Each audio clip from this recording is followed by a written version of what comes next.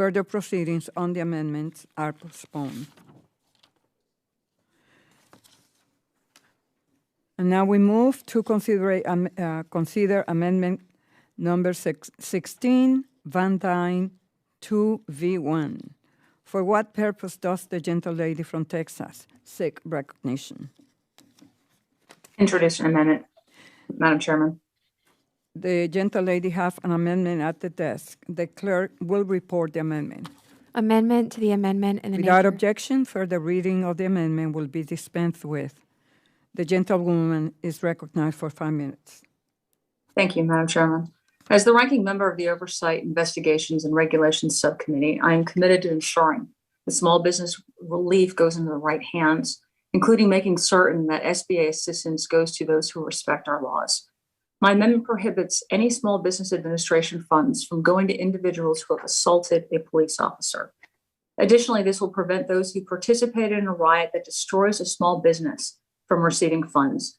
Rioters not only destroy the dreams of business owners, but also put officers in further harms when they are sent to restore peace.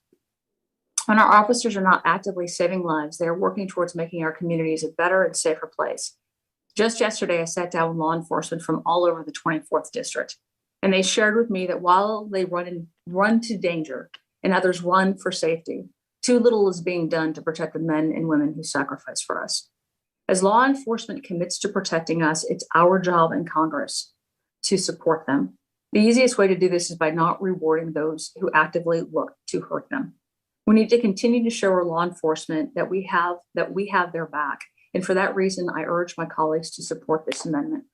And the idea that was mentioned earlier, that for those of us who have worked with law enforcement, I was a city council, I was a mayor, I worked side by side with police officers for over 12 years.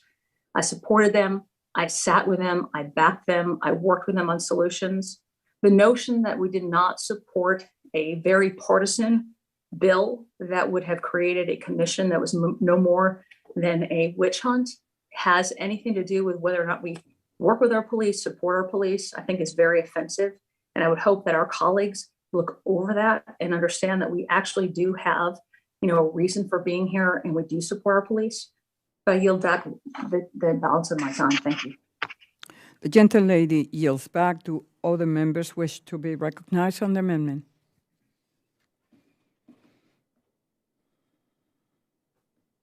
Madam Chair, this is Congressman Luke DeMar. Move to strike the last word. The gentleman from Missouri is recognized to strike the last word for 5 minutes. Thank you very much. I think it's very appropriate that if we're going to be allowing access to government taxpayer funds through the SBA, that we need to make sure that the people we're giving those dollars to are folks who are, number one, creditworthy, and number two, are people who are going to be good citizens and have shown by their actions that they are. If they've shown by their actions that they're not, we don't need to be in the business of supporting those folks. And I think that the gentlelady from Texas has got a good amendment here from the standpoint of, policing the actions of some of our citizens to be able to be accessing these funds. I think it's very appropriate. I certainly support her efforts. And with that, I urge adoption of the amendment and I yield back. The gentleman yields back. Is there any further debate on the amendment? So I would like to recognize myself. I understand Ms. Van Duyne's emphasis on protecting our law enforcement officers, as well as the small businesses who suffer property damage as a result of civil unrest. However, the rule change proposed in this amendment is redundant and unnecessary, as SBA regulations on ineligible businesses 13 CFR 120.110N already prohibit SBA assistance from going to businesses with an associate who is incarcerated, on probation, on parole, or has been indicted for a felony. Therefore, I urge a no vote on this amendment.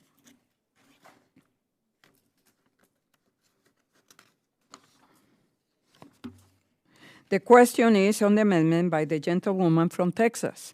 I ask all members attending virtually to please Unmute yourselves for the vote.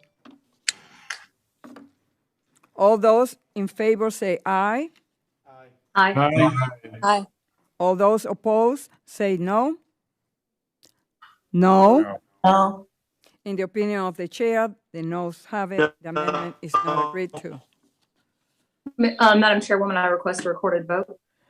The gentle lady has requested a recorded vote. A roll call vote is ordered pursuant to Committee Rule 13 and House Rule 11, Clause 2. Further proceedings on the amendment are postponed. And we move to consider amendment number 17.